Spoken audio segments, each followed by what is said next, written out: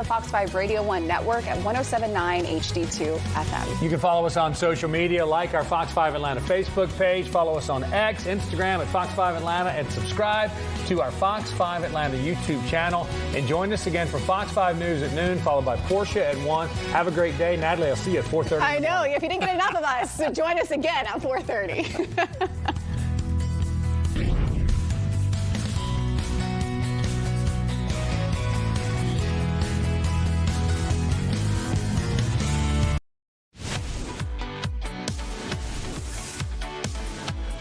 Good Monday morning. I'm Jasmine Cornell. Welcome to Fox 5 News Live. This morning, some devastating fires happening early this morning. One in Cobb County where 3 people are dead. Many people are displaced. Some more information here. Firefighters had to use ladders to evacuate residents trapped on second-story balconies, and about 30 residents are displaced and are being assisted by the Red Cross and a local church. So we did get to hear from Cobb County Fire Department's district chief. Let's hear together what he had to say about this fire. You guys find when you got here? So this is preliminary information, but when we arrived, our crews found heavy fire showing from the second floor lapping up into the third floor. Okay. We had reports of victims, so our crews went to attack the fire and search for victims immediately. We pulled approximately 6 victims, transported them to the hospital. There were also multiple other evacuations taking place with people from balconies and porches. Okay, that's a lot of people. Any idea at this point how this started and why? No, sir. It's under investigation. We have our investigators here currently working on a cause. Okay. And you mentioned people from balconies? Yes, sir. Okay. Yeah, there were multiple people on balconies that needed to be rescued, so we were able to do that as well. Okay. At this time, can you confirm there were no fatalities associated with this fire? I cannot confirm that right now. There are reports from the hospital that we do have some fatalities, so we're still working with the hospital on that information. Okay. All right. When you say some fatalities, how many? We don't know that. We don't know. We don't know. Okay. So the people that are in the hospital right now are in surgery right now. What's going on with them right now? Yeah, we're unclear. Metro took patient care and took them to the hospital, so we're still trying to gather information. Okay. Can you tell me what hospital they took them? We split them between Kennesaw Hospital and Cobb Hospital. Okay. You guys have any questions? Was CHOA one of the hospitals that was used? CHOA was not, because they were in cardiac arrest when they left the scene, so they had to go to the closest hospital. Do you have a approximate number of families displaced by this fire? Right now, we don't have that information. Everyone that's in this building right now is displaced. How many people are we talking? So we had approximately 30 people lined up over here that we have Red Cross getting information for. The Church of Nazarene around the corner has opened their doors for the victims and is working to keep them warm at this time. Okay, Church of Nazarene? Yes, sir. Okay.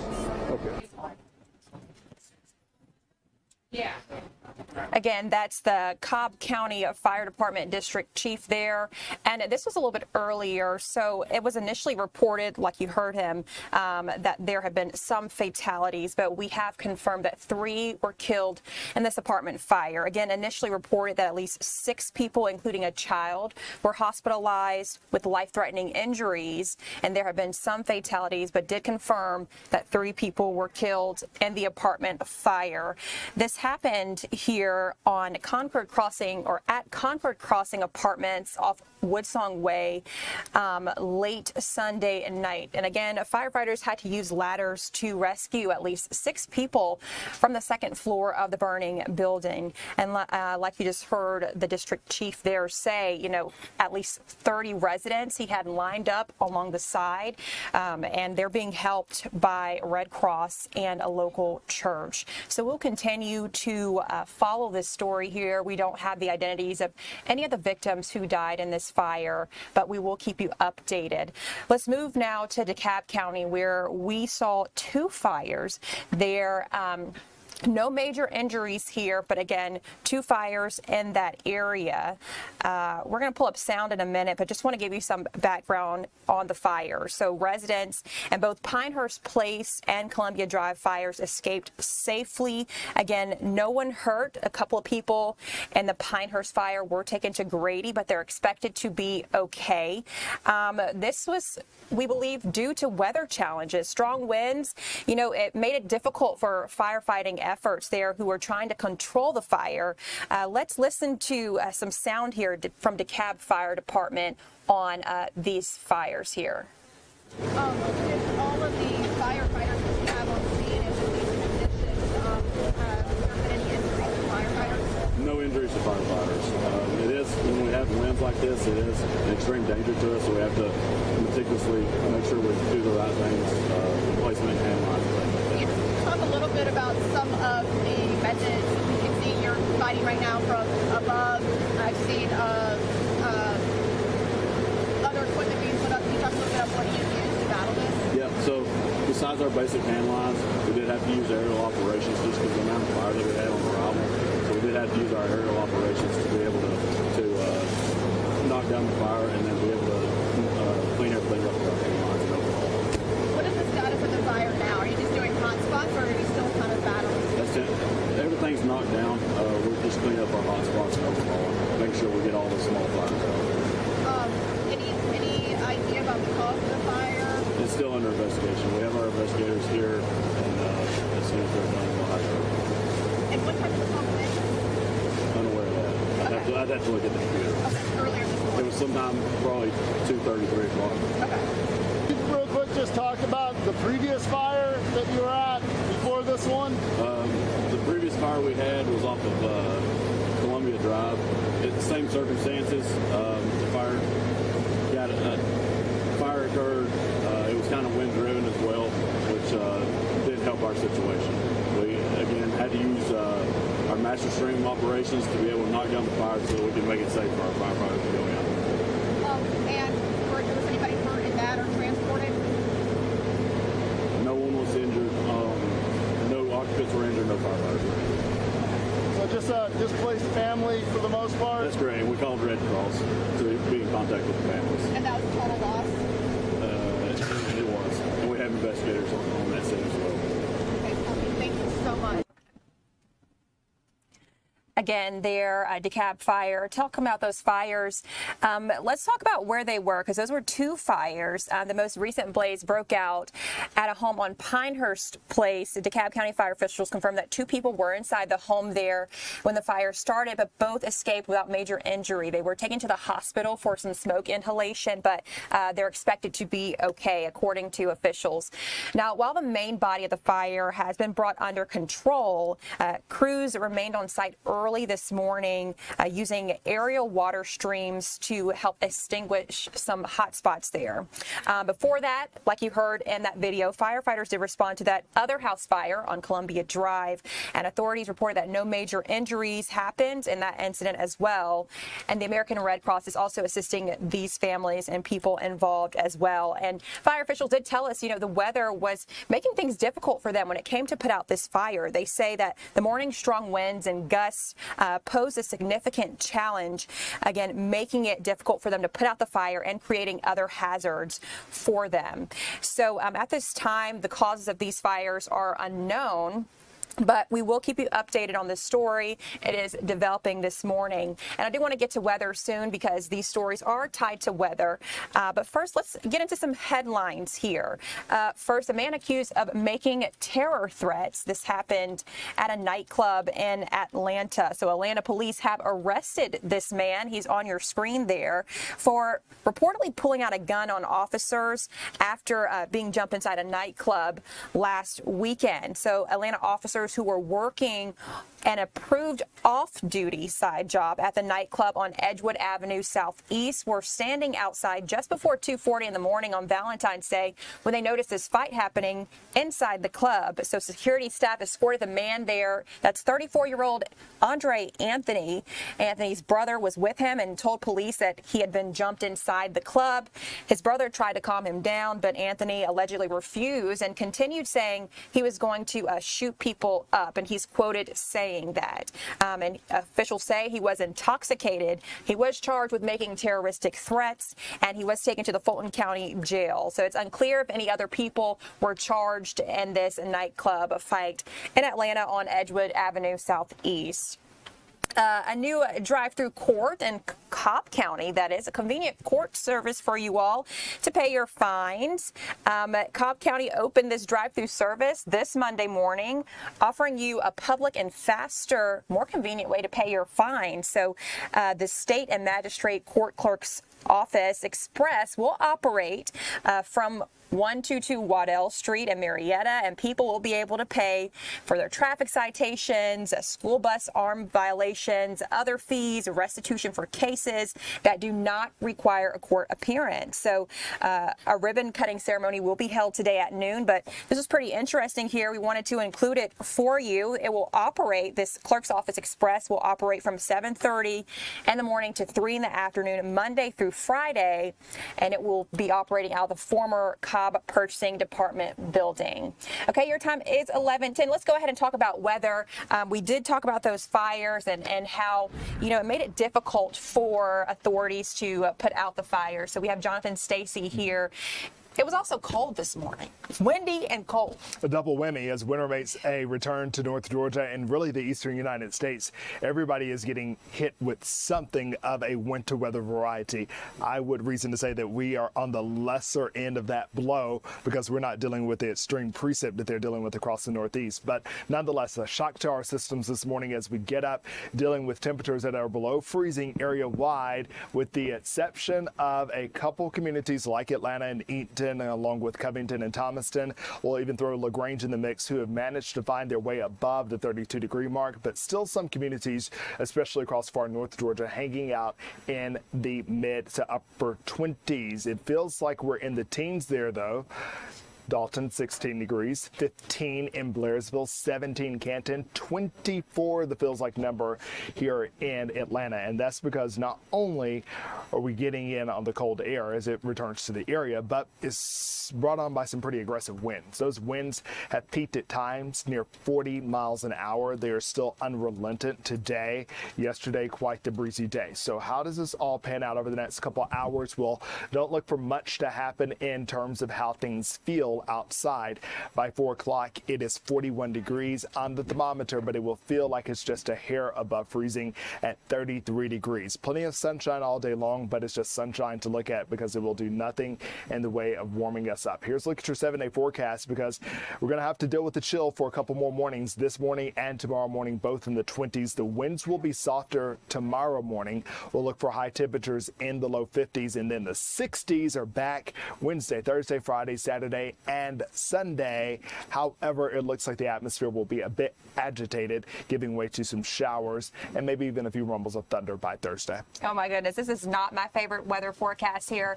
I am looking forward to the 70s, but the rain, the wind, the cold, you know, I like to not have to bring out my jacket and my Uggs.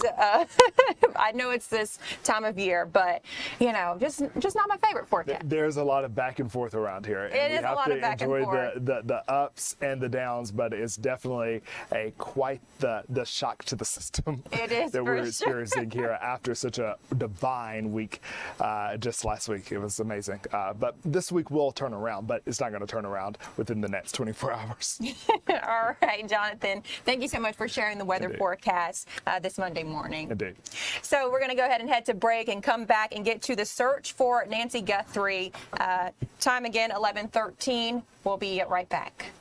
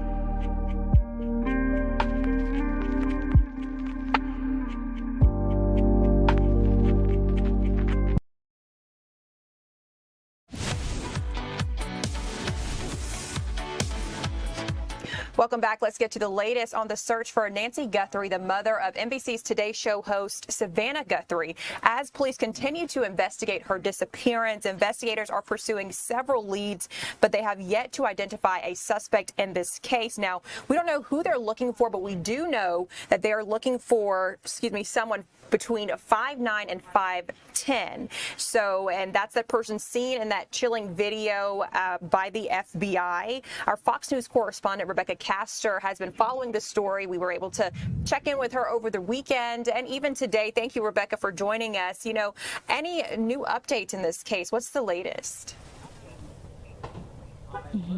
Well, Jasmine, unfortunately, the newsworthy updates from the sheriff's office are slowing down. But an interesting thing that we saw over the weekend is for the first time, some locals here took it upon themselves to go out and search for Nancy Guthrie. Now, this is a search that wasn't sanctioned by the sheriff's office. They weren't actually necessarily fans of people going out and possibly disrupting, the crime scene and where investigators are searching for clues. But people here in this community, some of them are frustrated with how long that this investigation is going on, and they just want to help. So a group of about a dozen people went out, and they did find a small backpack roughly about 2 miles from Nancy Guthrie's house here behind me. They handed it over to authorities, but ultimately law enforcement sources said that it wasn't connected to this case. Update about the backpack found by volunteer searchers. Let's talk about the delay in testing on the DNA found in Nancy Guthrie's home. Why is it taking so long to test this DNA? Yeah, so the sheriff told NBC News in an interview that aired over the weekend that investigators are having trouble isolating some of the mixed DNA found here at the crime scene inside Nancy Guthrie's home.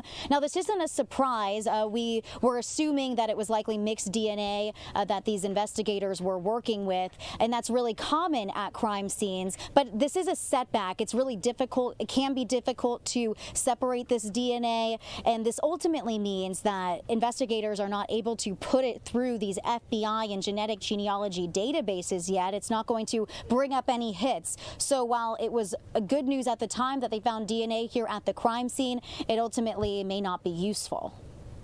Thank you for explaining that, Rebecca. Now, the FBI hasn't confirmed whether it believes the ransom notes that media outlets have received are legitimate. When might that determination be made?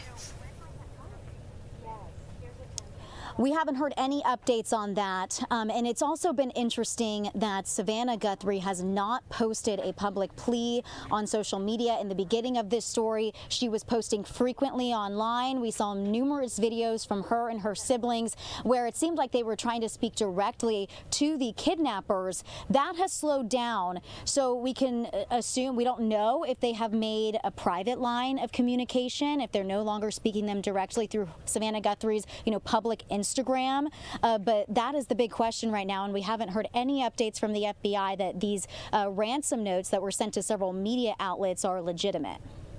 And Rebecca, you all spoke to a retired soccer player who offered some words to the Guthrie family. Can you talk a little bit about that before we let you go?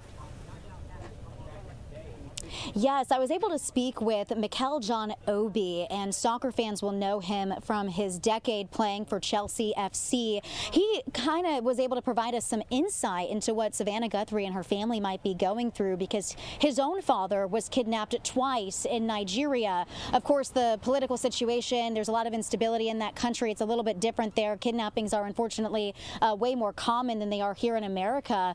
But he ultimately had to pay twice significant ransom to get his father returned. So his message that he told me to Savannah Guthrie and her family is just to keep the faith. But he did point out that their situation is a lot more difficult because it's not clear if this is about money. They haven't been able to determine that. So his heart goes out to them, and he's just hoping that they will continue to, stay together as a family and lean on each other during this time. All right, Rebecca, thank you so much for following the story for us and bringing us the latest. We'll get back to you later. Let's move on and talk about weather again, because as we mentioned, it's pretty cold and the Northeast got some severe cold, a powerful winter storm, a winter blizzard is blasting the Northeast, bringing some life-threatening conditions to those people there, wind gusts, and the potential for over 2 feet of snow. At least 7 states have been declared a state of emergency. A Fox News senior multimedia reporter, Caroline Elliott, is in New York with the latest on this storm. And the Northeast is expected to snow for at least 24 hours straight, and cleaning all of this up is going to take some time. As beautiful as it is, it's hard, it's dangerous for a lot of people. 40 million Americans on the East Coast are under blizzard warnings and what officials are describing as the worst snowstorm in decades. It's going to come down heavy. You're not going to be able to see when the wind whips it up. The conditions are nothing but treacherous. The National Weather Service said record snowfall up to 1 or 2 feet is possible in many areas as it continues to come down Monday, along with heavy winds and possible flooding in New Jersey, Connecticut, and New York. Officials say road conditions are also dangerous. Across New Jersey, we have 101,000 tons of salt for the Turnpike and Parkway alone. We have 350,000 tons for the other state roads. 4,500 pieces of equipment are deployed and ready to go.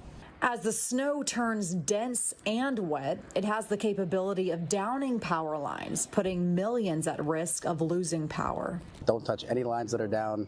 You know, a lot of times they'll get buried under the snow and still be energized. Tens of thousands of flights have been disrupted. Dozens of schools are canceling classes, and travel bans are in place for non-essential cars. Stay off the roads and allow these great crews to do what they do best, which is to clear the snow. And DHS is now working with state and local authorities as well as FEMA to help out those states that are impacted by this blizzard.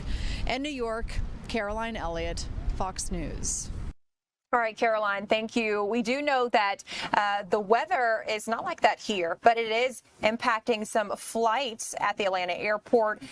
Flights are experiencing some delays, and our Billy Heath is out there to kind of check in on the conditions for you and see how this is impacting your travel.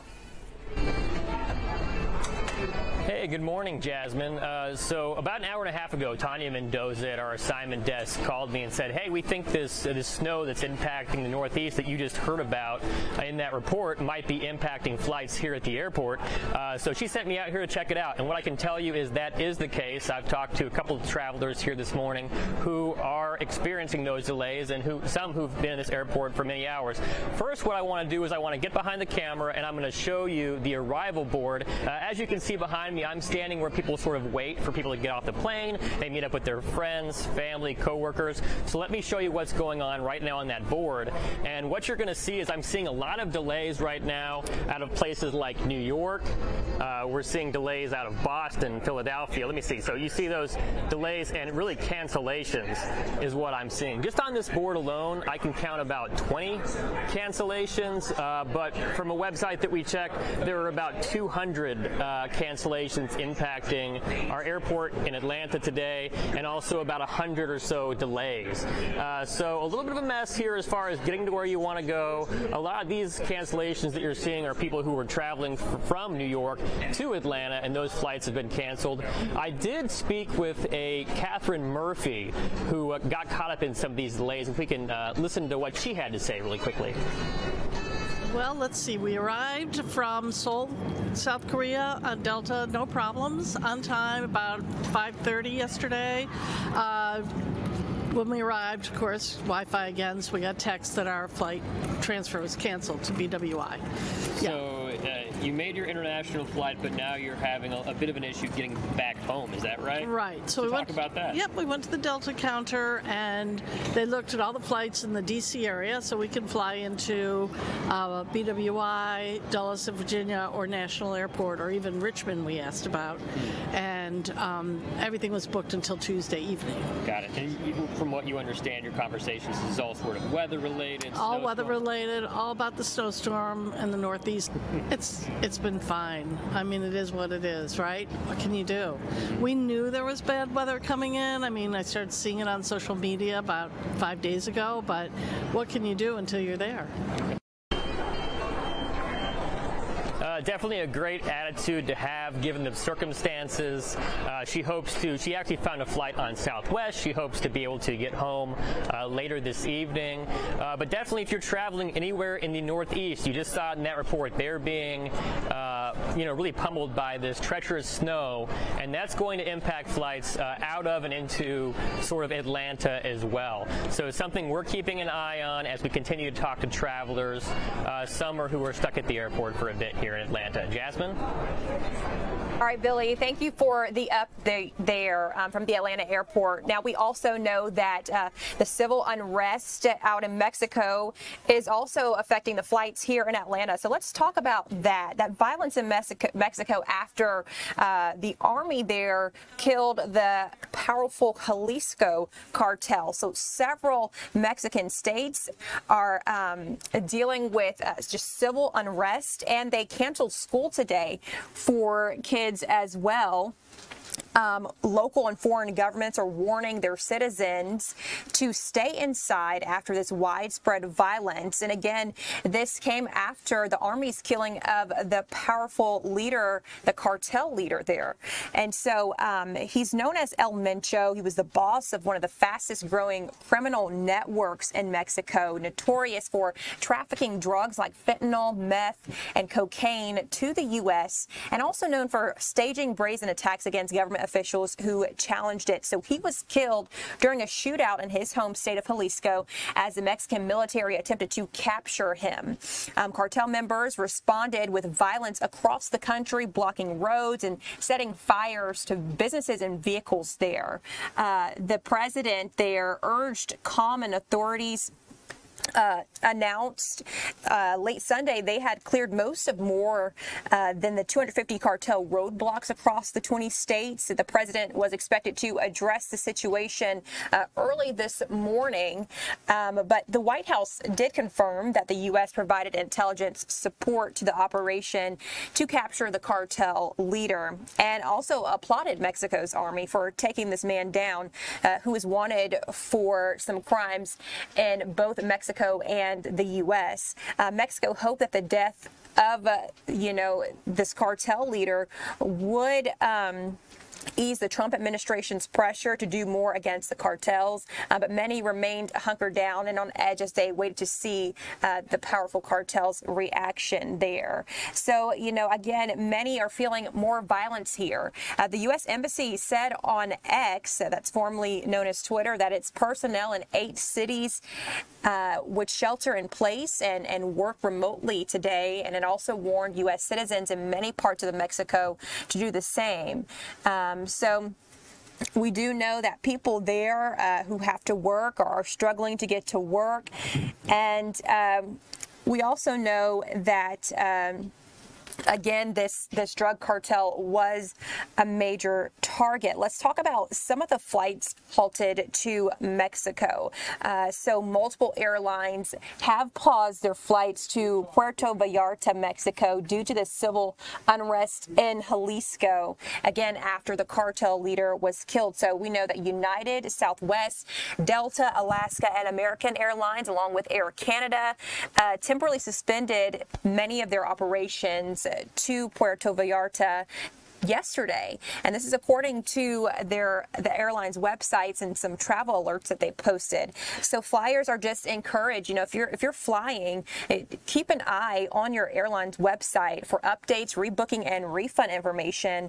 These travel alerts took place just shortly after the military operation there in Mexico, which led to the death of that cartel leader. Again, that cartel leader is known as El Mencho. Violence did break out after his death. Again, people there are just burning cars reportedly and setting up roadblocks, which Mexican army was able to take down some roadblocks over there. But, the U.S. is urging you to be very careful and to just, pay attention to your airline's website. We also know that Delta Airlines has issued a travel waiver for customers traveling to Mexico areas. They pretty much tell the customers traveling to Puerto Vallarta and Guadalajara today and yesterday, that those planning to travel to either area should again monitor their flights and just be careful because of the civil unrest there. Let's move on to a story that broke yesterday. This is the Mar-a-Lago shooting investigation. We do know that a Secret Service personnel, 2 of them actually, shot an armed man there. So let's get into the details. The FBI is still investigating this case today.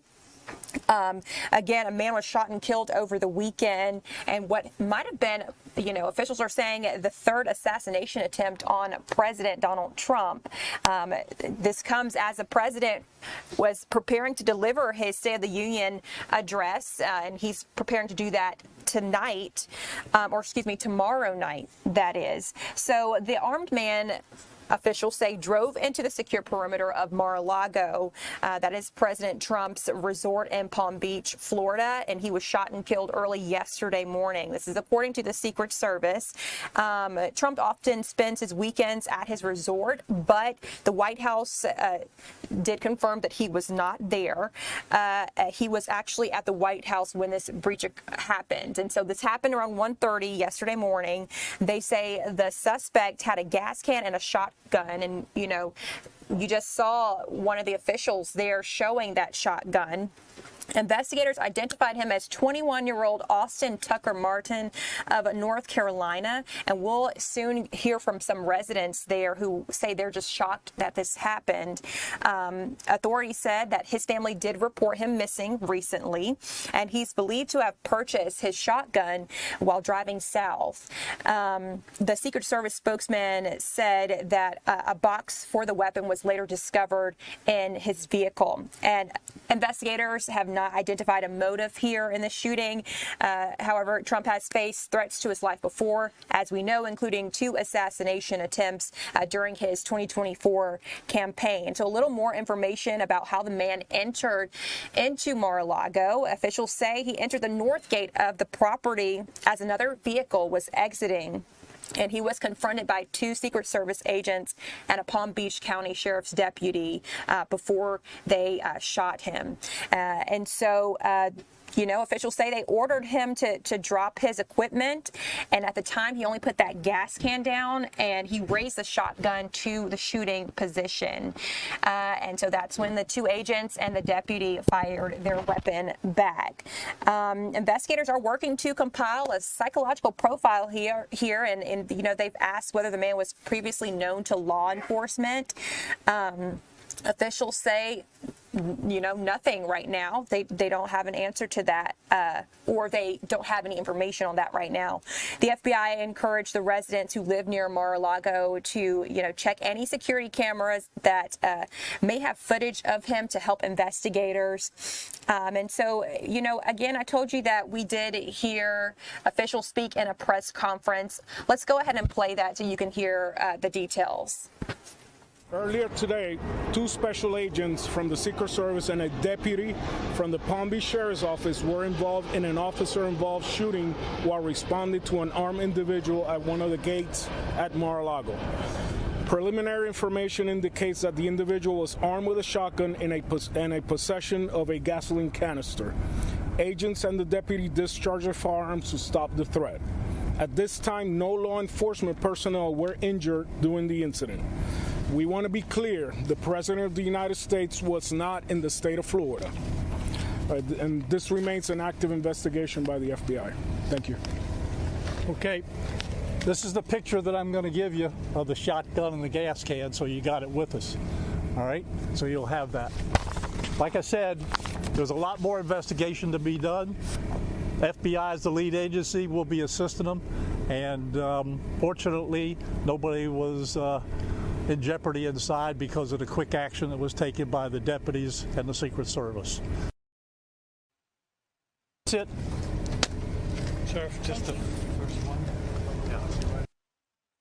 Again, officials there speaking on this situation here. Like he said, no one was hurt besides the suspect getting killed. No Secret Service agents, no one from the Palm Beach County Sheriff's Office, and also the president was not in town for this incident. Now, some Fox reporters did speak to residents of Cameron, North Carolina. Some records show that the suspect had a residence in that area. So let's go ahead and listen to their reactions to this shooting. I'm glad they got a good Secret Service. And for being a Trump supporter, you know, I appreciate what Trump does for us. And I don't see why things like this should happen, but they do. Well, I'm not for any type of assassination. However, things happen. I don't want anybody to get killed. This is just farming community out here, mostly family around and all. So it's very odd to hear anything like this that happened out here. Again, that's a resident of Cameron, North Carolina there. And officials, like you heard in that press conference video, are continuing to investigate this incident here happening yesterday around 1:30 in the morning. That is not the right banner there. But again, armed man that is shot and killed after entering Mar-a-Lago, according to the Secret Service. So they'll continue to investigate that, and we'll continue to follow this story as well. Your time is 11:36. We're going to go ahead and head to break. When we return, we'll talk about the Colin Gray trial. He is the father of Colt Gray, who's the accused Apalachee High School shooter. We are expecting to hear more testimony today and this week. When we return, we'll get into that story.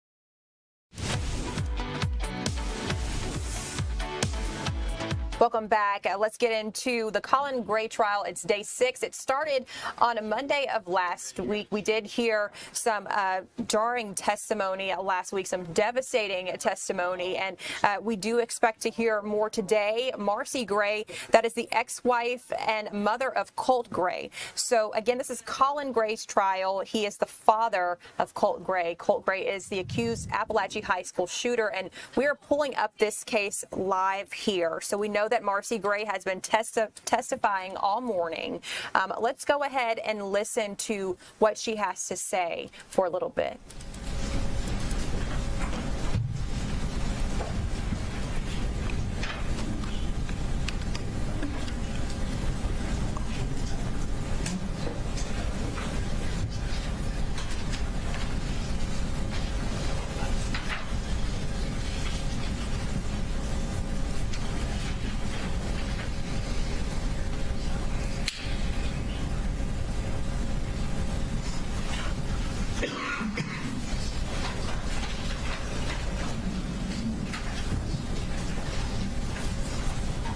others. This particular text, I'll take the degree again, not have the truth of that asserted, but to show the superior mental condition, and also come in context to talk about how to show that Marcee was communicating.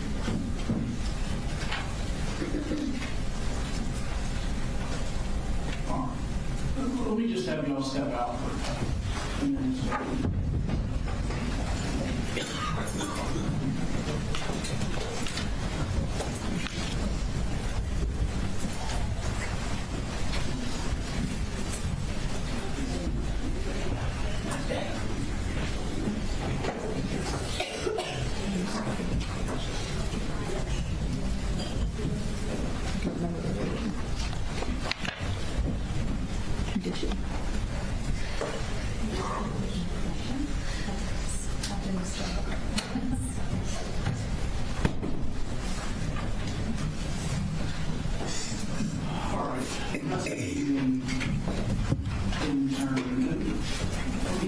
So, various extractions, they're 158, 159, and such.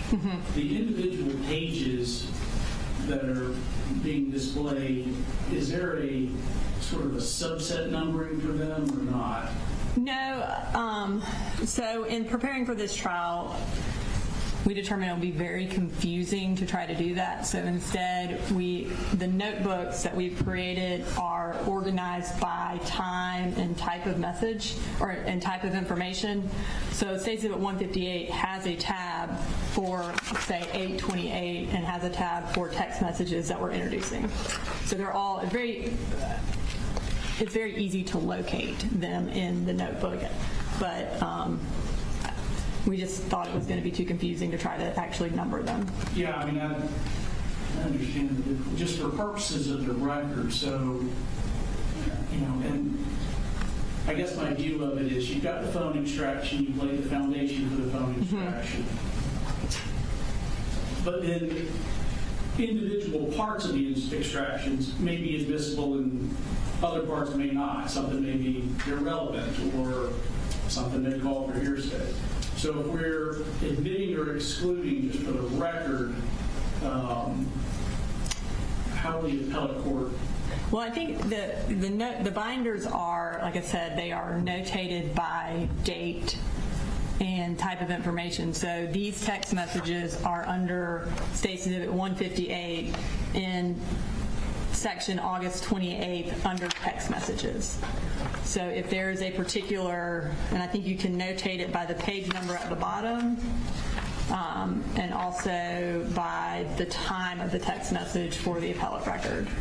Are there, and I noticed, the page numbers. In the notebook, are all the page numbers sequential, or for instance, are there 2 number 1s in there at all, or? So within each section, there may be 2 number 1s. But if you want, I mean, I have all of the text messages that I've introduced also separated. So if you want to make a packet out of these and say for court's record, 1, we can do that, and we can put like a X over what wasn't displayed to the jury if you want to make it. I'm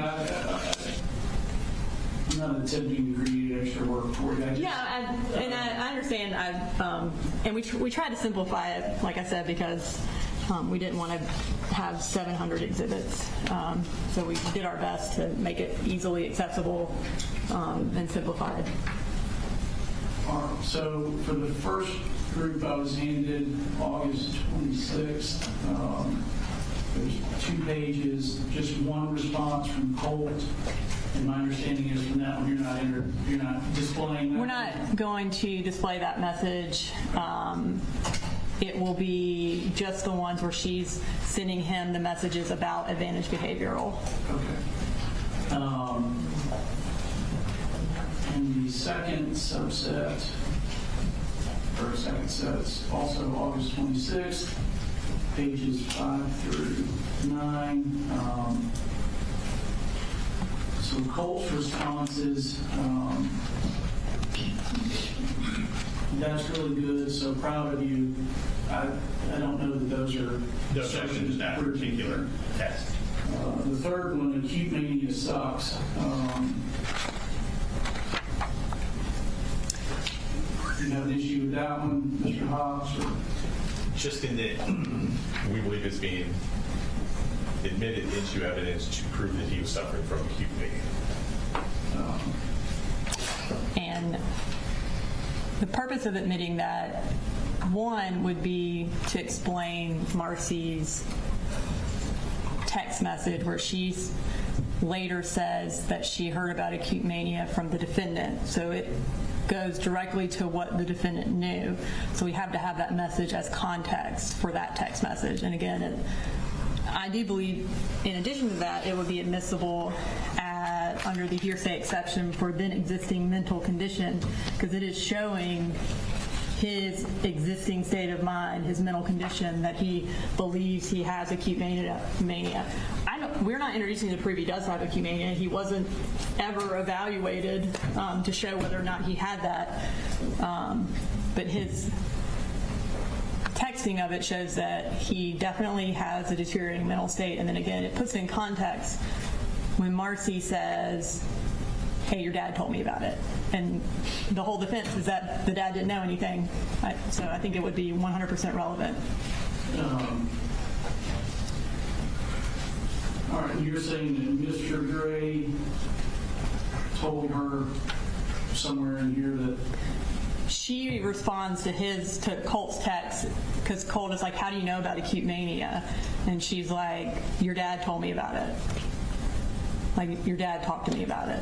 So it's a prior consistent statement of hers regarding that. It's something that she is discussing at that time. And so we believe that text message puts it in context, and we do believe the other text message would be admissible for that purpose.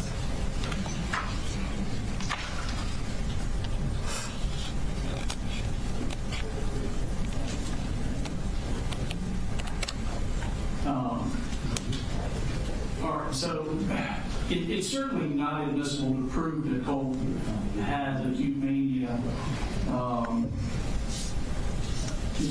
My interpretation of the hearsay exception for the existing mental emotional condition is like a describing of mental pain or physical pain, sort of like what we saw with the original messages from Colt. This one is more just in line of he's just having a regular conversation and discusses it. I'm going to overrule the objection so long as you pause or have me point out to the jury it's not being offered to prove that it in fact has acute mania.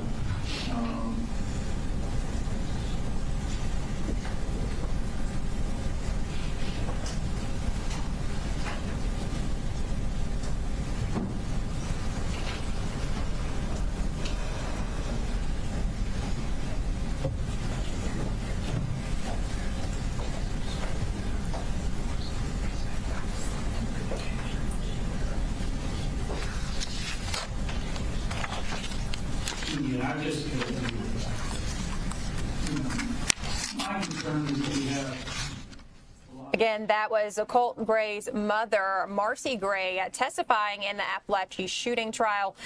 This is the trial for the father, Colin Gray, who is facing nearly 30 charges in this case and up to 180 years in prison. Let's talk a little bit about some of her testimony that you did not hear in this video. So her testimony has mainly focused on Colt's mental health and the family's unstable living condition. Marcee revealed that as early as 2021, school officials alerted her that Colt had bypassed internet filters to search how to kill his dad. She described his personality shift after she moved away in 2022, leaving him in his father's care. She noted that he was aggressive and unpredictable, and she testified that he used knives to vandalize the family's car and home.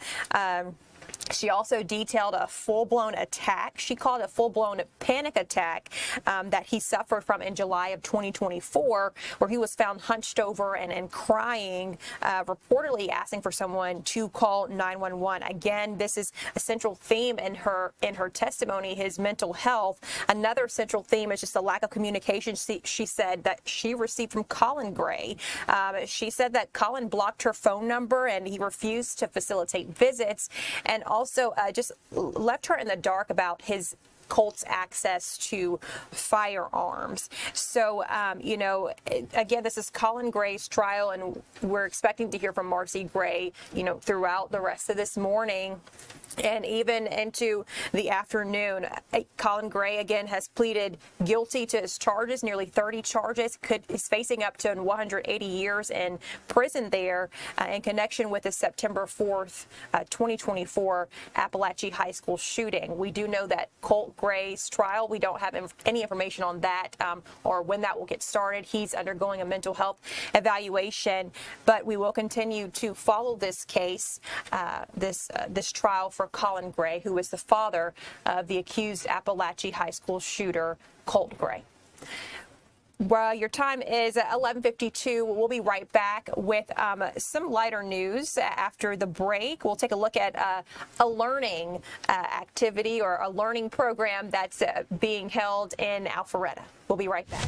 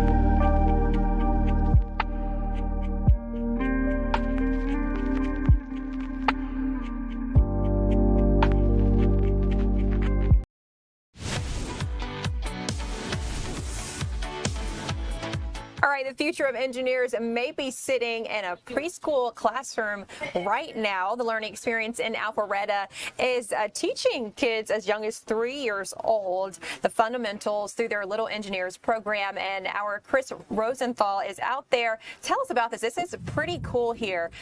Kids as young as 3 years old learning about engineering.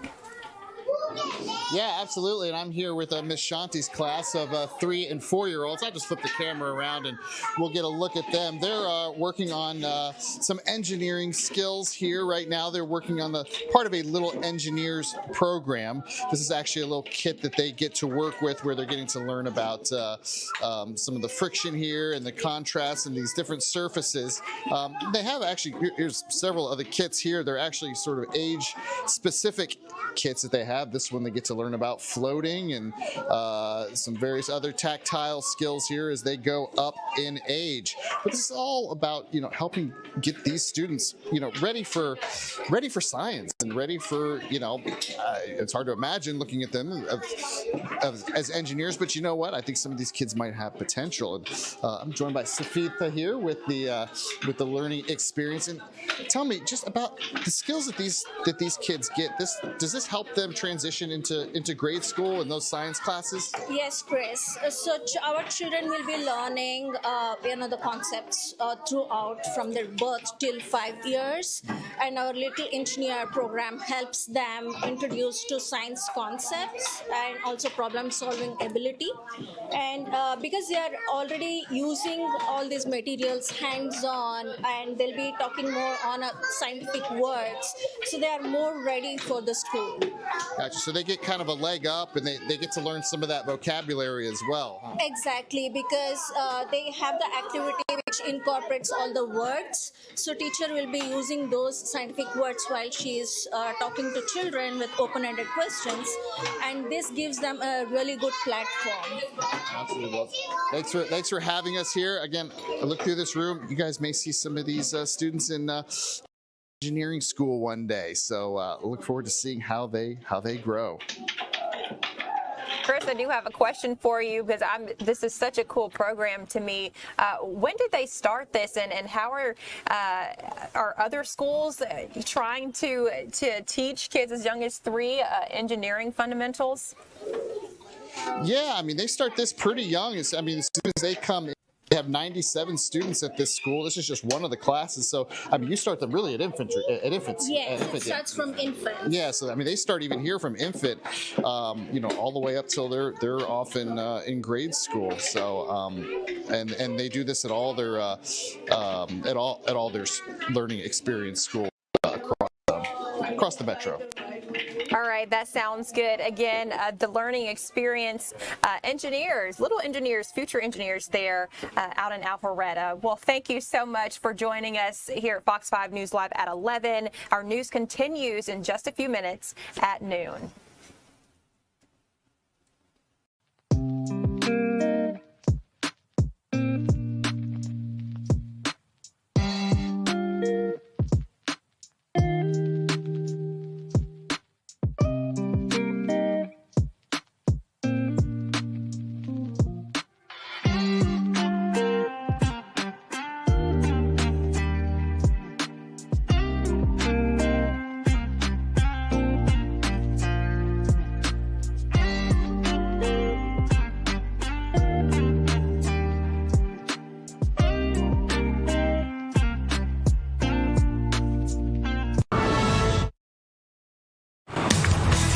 An overnight fire traps dozens and claims 3 lives. Now at noon, we'll tell you what we know about that deadly blaze.